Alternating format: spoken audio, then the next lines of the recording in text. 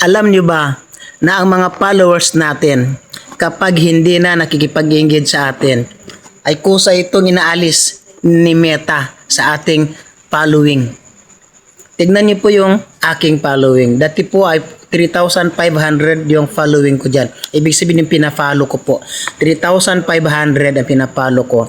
Ngayon po, ang natira ay 47 na lang. Ibig sabihin po, out of 3,500 na pinalo ko, na sinundan ko po, 47 na lang ang natira. Ibig sabihin po doon, yung 47 na yan na pinalo ko noon, yan na lang po ang active na nagkikipag-engage sa akin. Yun pong hindi active makipag-engage ay inaalis na po yan ni Meta. Kaya kung napapansin niyo, kung sino po yung inyong laging ine-engage, sino pong laging nakikipag-engage sa inyo, siya lang ang lumalabas sa newsfeed natin. Pansin nyo?